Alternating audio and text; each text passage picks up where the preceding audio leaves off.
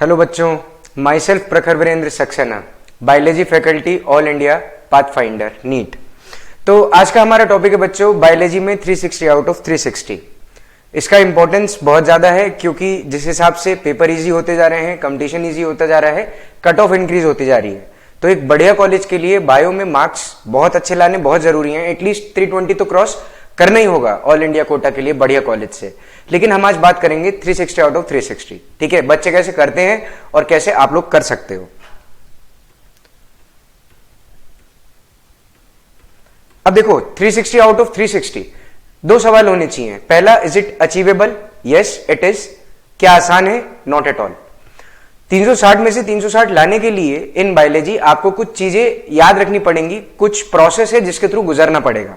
ठीक है, देखिए बिल्कुल शुरू से शुरू करें तो बायोलॉजी में आपके पास में जो 3 घंटा 20 मिनट का नीट टोटल एग्जाम है, बायोलॉजी 50% वेटेज रखेगा, राइट? और उस 50% वेटेज में you have to solve 90 questions out of 100। ठीक है, जिसमें सेक्शन बी में आपके पास ऑप्शन रहता है। तो पेपर इजी होता जा रहा है कहीं ना कहीं। जो 3 घंटे का पहले नीट था वो अब 3 आवर्स एंड 20 मिनट का हो गया। ठीक है, क्वेश्चन के ऑप्शन भी मिल रहे हैं, कट ऑफ ज्यादा हो जाएगा। अब 360 में से 360 के लिए देखो करना क्या है। सबसे पहले तुम लोगों को सिलेबस से बहुत अच्छे से दोस्ती करनी पड़ेगी। ठीक है बच्चों, बात समझ रहे हो? मतलब सिलेबस में तुम्हें चैप्टर पता होने चाहिए, उनका फ्लो पता होना चाहिए, तुम्हें ये पता होना चाहिए। बिल्कुल बेसिक से अगर मैं शुरू करूं, biology term given by Lamarck Treviranus, वहां से शुरू कर क्या फ्लो है चैप्टर्स का। ठीक है, तुम एक लिस्ट बनाओ, ठीक, उसमें सारे चैप्टर्स नोट करो, फिजिक्स के, केमिस्ट्री के, बायोलॉजी के। हम वीडियो इंफॉर्मेटिव रखेंगे टाइम कंस्ट्रेंट के साथ, सिर्फ बायो की बात करेंगे। तो बायो में हम सारे चैप्टर नोट करेंगे लाइन से। हमें पता होना चाहिए कौन सा यूनिट पहले कौन सा बाद में। सबसे पहले लिविंग वर्ल्ड है, लिविंग डाइवर्सिटी दी हुई है उसके अंदर। ठीक है, दूसरे नंबर पर स्ट्रक्चरल ऑर्गेनाइजेशन है, एनिमल्स का, प्लांट का। तीसरे नंबर पर साइटोलॉजी आ जाती है, जहां पर सेल का स्ट्रक्चर, उसका फंक्शन बता रखा है। उसके बाद में प्लांट फिजियोलॉजी है, एनिमल फिजियोलॉजी है, रिप्रोडक्शन नाम का चैप्टर है, राइट? जेनेटिक्स है पूरा का पूरा। जेनेटिक्स में मेंडेलियन जेनेटिक्स है, मॉलिक्यूलर जेनेटिक्स है। ठीक है, मतलब फिजिकल जेनेटिक्स, मॉलिक्यूलर जेनेटिक्स है। उसके बाद में ह्यूमन वेलफेयर में जो माइक्रो ऑर्गेनिज्म हम यूज कर रहे हैं वो है। बायोटेक्नोलॉजी है, इकोलॉजी है। बायोलॉजी का एक हायरार्की है, ठीक है, एक फ्लो है, उसको समझो अच्छे से, बहुत अच्छे से। एनसीईआरटी को पकड़ो और उसके बाद में एनसीईआरटी से ऊपर जो चीजें आती हैं उनको भी करो। सारे चैप्टर एनसीईआरटी से कन्फाइंड रहेंगे ऐसा नहीं है। अभी हम आगे क्वेश्चंस की बात करेंगे इस वीडियो में, उसमें देख लेंगे। और एनसीईआरटी से मैक्सिमम क्वेश्चन आएंगे, ये बात भी पक्की है बिल्कुल, क्योंकि पेपर अब ऐसा हो गया है। अब वो स्टेट पीएमटीज नहीं रहे जिसके अंदर मुझे ओराइजा सटाइवा चावल को बोलते हैं, ये बात पता होनी चाहिए। काफी हद तक पेपर कन्फाइंड हुआ है एनसीईआरटी से। लेकिन हाँ, 360 में से 360, ठीक है, हम उस एक क्वेश्चन की भी बात कर रहे हैं जो गलत नहीं होना चाहिए। बात समझ में आ रही है? तो सबसे पहले सिलेबस हो गया। उसके बाद में देखो करना क्या है, तुम बनाओगे इसके short notes plus question practice. बेटा क्वेश्चन बहुत इंपॉर्टेंट है। ठीक है, देखो मैं तुम्हें कुछ चीजें समझा देता हूं। जो नीट का पेपर है, नीट का पेपर तुम बिल्कुल शुरुआत से उठाकर देखो, पिछले 12 साल का, 25 साल का, लास्ट 3 साल का कंपेयर कर लो। 2013 में नीट पहली बार शुरू हुआ था, ऑल इंडिया में 2017 से लगा। ठीक है, जिसके अंदर सारे कॉलेजेस फिर इंक्लूड हो गए नीट में। पिछले साल तुमने देखा असर्शन रीजन भी आ गए। ठीक है, वो थोड़ा सा तुम लोगों के लिए अनएक्सपेक्टेड था, लेकिन समझो अब बहुत सारे अच्छे कॉलेजेस जिनके अंदर जिन पेपरों में बहुत सारे असर्शन रीजन आते थे या बहुत सारे मैच द फॉलोइंग आते थे, स्टेटमेंट बेस्ड क्वेश्चन आते थे, वो सब अब नीट से एडमिशन ले रहे हैं। ठीक है, तो तुम्हें उस हिसाब से भी प्रिपेयर करना पड़ेगा। ठीक, क्वेश्चन का ना देखो 60% जो क्वेश्चंस रहेंगे वो आपके सिंगल करेक्ट वाले रहेंगे, वो इजी रहेंगे। ठीक है, ये कुछ समझो, आप क्वेश्चंस का ब्रेकडाउन समझो। ठीक है, तो 60% जो क्वेश्चंस हैं पेपर में वो इजी है बहुत ज्यादा, क्योंकि वो सिंगल करेक्ट है। ठीक है, और बहुत डिफिकल्टी भी नहीं आएगी। हाँ, उसमें भी मैं आपको बता दूं 30% क्वेश्चंस वाला जो हमारा हार्ड क्वेश्चन वाला पार्ट बनाएंगे, ठीक है, उसमें वो वन लाइनर भी आ सकते हैं, क्योंकि एनसीईआरटी में वो सीधा टर्म नहीं दिए हुए हैं। ठीक है, अभी हम आगे इसी वीडियो में बच्चों देखेंगे इस बारे में। ठीक, तो इस 30% वाला जो ये हार्ड पोर्शन है, इसके अंदर आपको मैच द फॉलोइंग मिलेंगे, स्टेटमेंट बेस्ड क्वेश्चन मिलेंगे, असर्शन रीजन मिलेंगे। ये भी करने पड़ेंगे क्योंकि हम तो एक भी क्वेश्चन नहीं गलत कर सकते। 360 आउट ऑफ 360 की बात कर रहे हैं। तीसरे नंबर पर बच्चों जो चीज लगेगी ना, वो लगेगा रिविजन। एक बात याद रखना, ये एग्जाम ये नहीं है कि आपने कितना पढ़ा, आप उस 3 घंटे में फिजिक्स, केमिस्ट्री, बायोलॉजी कितने अच्छे से अटेंड कर आ रहे हो, आपके पास में वो है जो एग्जाम में लगता है। हाँ, ये चीज बच्चों मेरा चौथा पॉइंट है, ये बहुत इंपॉर्टेंट है। यहां देखो मैंने यहां 60% और 30% छोड़ा। ठीक है, जो वो 10% रिमेनिंग है बच्चों, वो है एग्जाम एटीट्यूड। ठीक है, इसके बिना एग्जाम निकल ही नहीं सकता। हर एग्जाम का अपना एटीट्यूड होता है बच्चों, ठीक है। अगर इंटरव्यू है उसका अपना एटीट्यूड है, सब्जेक्टिव एग्जाम है उसका अपना एटीट्यूड है, ऑब्जेक्टिव एग्जाम है उसका अपना एटीट्यूड है। अब वो नहीं रहा, स्टेट पीएमटी हो रहे हैं, एक दिन फिजिक्स का पेपर है, एक दिन केमिस्ट्री का पेपर है, उसके अगले दिन बायोलॉजी का पेपर है, टोटल मिलाकर मेरिट बनेगा। 7 किताबें हैं हर एक सब्जेक्ट की, आपको वो पढ़नी है। नहीं, अब तो सिलेबस बहुत ज्यादा कन्फाइंड है, ठीक है।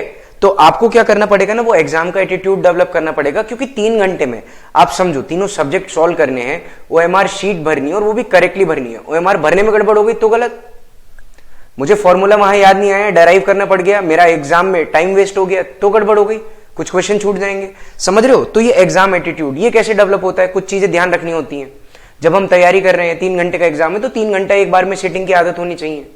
जिस समय पर एग्जाम है उस समय नींद ना आ जाए। अगर सोकर ही कोई इंसान 3 बजे उठता है दोपहर में तो कहां से हो जाएगा, बात समझ रहे हो? तो ये 4th नंबर पर एग्जाम एटीट्यूड, ये बहुत इंपॉर्टेंट है बच्चों।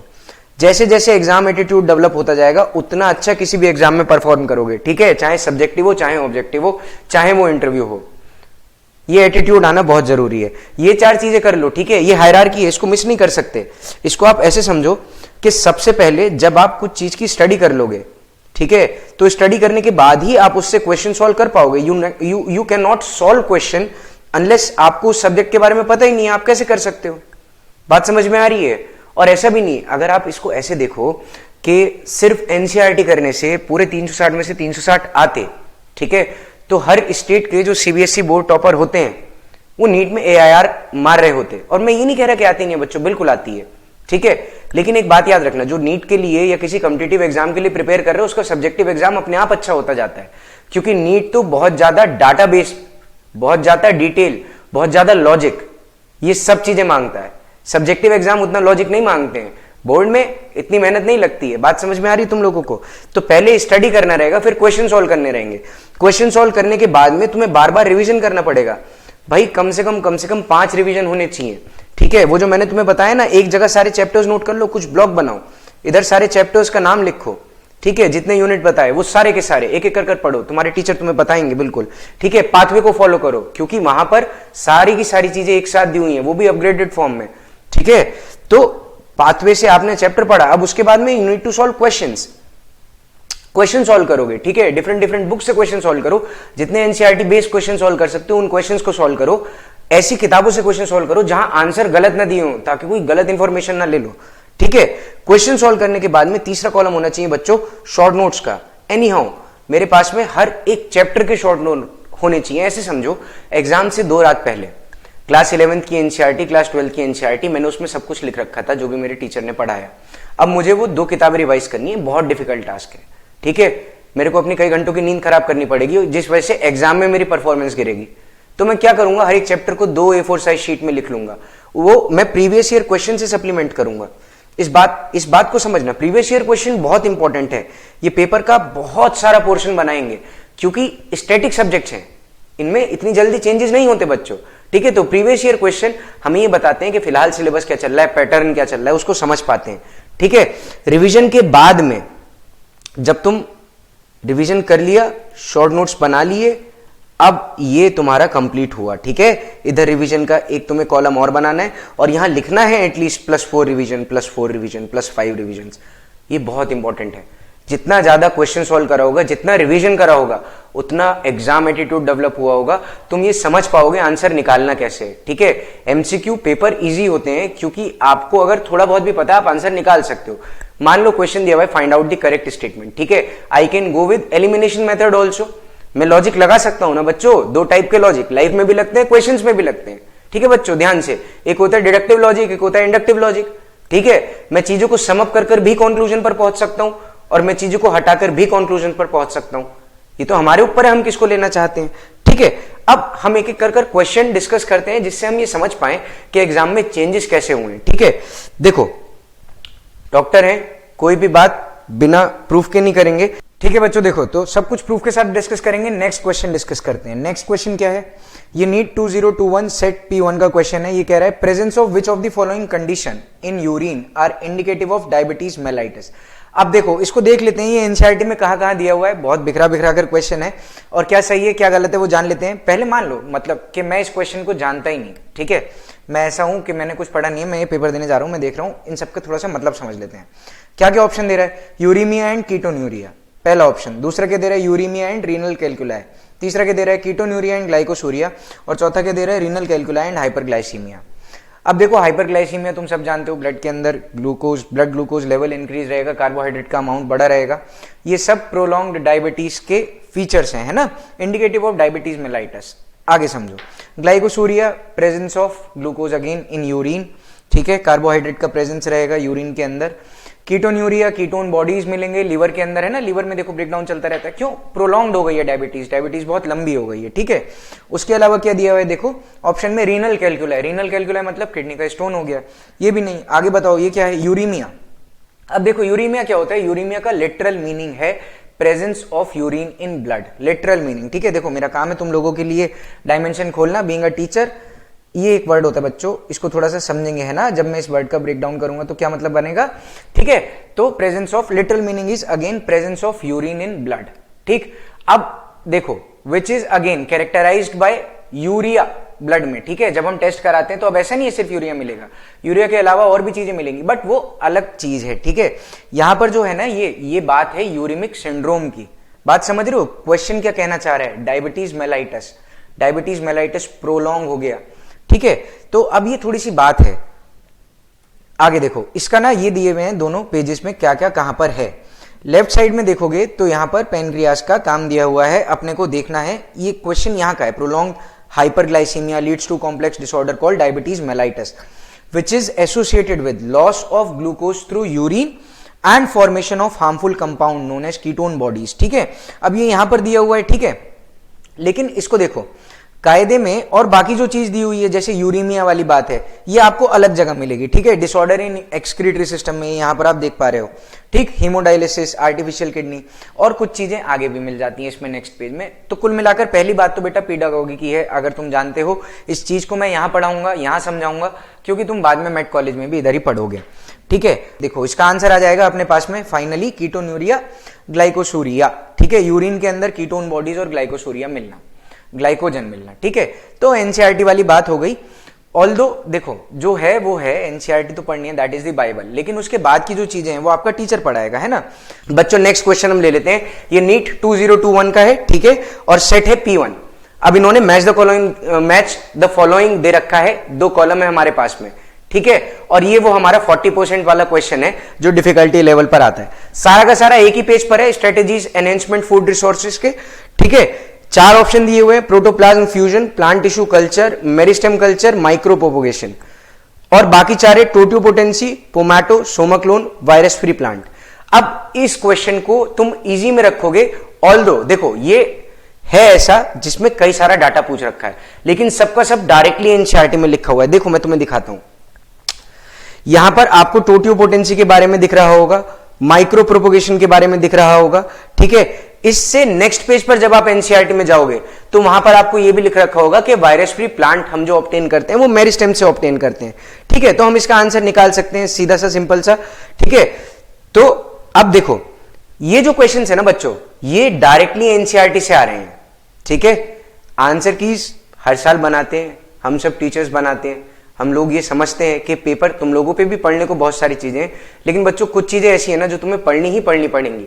अगर तुम नहीं पढ़ोगे तो देखो there is no shortcut for success, इसको समझ लो। हार्डवर्क ही है, और डॉक्टर बनना है ना भाई तो बहुत मेहनत, सब कुछ पता होना चाहिए, कौन कब उठकर क्या पूछ ले क्या पता, ठीक है। मैं ये नहीं बोलूंगा एक दिन में सब सीख जाओगे, लेकिन सीखना तो पड़ेगा, भाग तो नहीं सकते हो। अरे जब बच्चों में बात कर रहा हूं किडनी की, ठीक है, तो मैं रास मैकेनिज्म तो समझूंगा ना, ठीक। या जब मैं बात कर रहा हूं कि किसी बच्चे की डिजीज की, तो मैं नियोनेटल जॉइंटिस, नियोनेटल एस्फिक्सिया, ये सब समझूंगा ना। ये चीजें हैं बच्चों, समझनी ही पड़ेंगी, अब समझो चाहे बाद में समझो, ठीक है। ये देखो नेक्स्ट आ जाओ, ठीक है बच्चों। अब नेक्स्ट क्वेश्चन देखो, नेक्स्ट क्वेश्चन क्या कह रहा है, given below are 2 statement, autoimmune disorder is a condition where body defence mechanism recognise its own cell as foreign body. अब देखो ऐसे तो नहीं है, रिकॉग्नाइज नहीं करता है ऑटो इम्यून डिसऑर्डर में, तो ठीक है। इम्यूनिटी तुम लोगों ने पढ़ा है, इम्यूनिटी के अंदर दिया हुआ है, ये एनसीईआरटी बेस है। दूसरा क्या कह रहा है, rheumatoid arthritis is a condition where body does not attack self cell, ठीक। अब ये अगेन एनसीईआरटी में दोनों चीजें लिखी हुई हैं, देखो यहां पर ये है ऑटो इम्यूनिटी, ऑटो इम्यूनिटी दिया हुआ है, तुम लोगों ने इम्यूनिटी पढ़ा, इम्यूनिटी की सब हेडिंग के अंदर दिया हुआ है ऑटो इम्यूनिटी, ठीक है ना। दो चीजें होती हैं ऑटो इम्यूनिटी में, है ना, एक तो हाइपर सेंसिटिविटी पढ़ोगे और तुम हाइपर सेंसिटिविटी गई तो ये पार्ट हो गया ना, मतलब हमारी जो इम्यून सिस्टम है वो ज्यादा सेंसिटिव हो जाता है, राइट। और इस केस में ऑटो इम्यूनिटी के केस में हमारे खुद के ओन सेल्फ के एंटीजन के अगेंस्ट, ठीक। तो ये तुम जान रहे हो, यहां पर लिखा हुआ है देखो, दिस ये too sometimes due to the genetic and other unknown reason body attacks self cell, ठीक है। This result in damage to the body and is called autoimmune disease. Rheumatoid arthritis which may affect many people in our society is an autoimmune disease again, ठीक है। तो देखो first statement, defence mechanism recognise its own cell as foreign body, बिल्कुल correct है, right. Foreign body की तरह ही तो हमारे सेल्स को वो रिकॉग्नाइज करता है ऑटो इम्यून डिसऑर्डर में। और दूसरा क्या कह रहा है, rheumatoid arthritis is a condition where body does not attack self cell. तो ये स्टेटमेंट बिल्कुल गलत हो गया, हेंस तुम्हें आंसर मिल जाएगा statement 1 is correct, statement 2 is incorrect, ठीक है। तो उम्मीद करता हूं तुम सबको समझ में आया होगा, मैंने सारे के सारे पॉइंट कवर कर लिए हैं, यहीं पर खत्म रखेंगे। तो आज का मैं वीडियो अपना इतना ही रखूंगा, मेरे हिसाब से मैंने सारे पॉइंट कवर कर लिए। बस तुम लोग ये समझो कि हमें शॉर्ट नोट बनाने, पाथवेज पढ़ने, क्वेश्चन सॉल्व करने, जितने क्वेश्चन करोगे अपने टीचर से बात करो, उससे पूछो जो समझ में नहीं आ रहा, ठीक है। समय कम है और ऐसा नहीं है कि अभी हो नहीं सकता, 360 आउट ऑफ 360 अचीवेबल है आसानी से। थैंक यू बच्चों, होप समझ में आया होगा।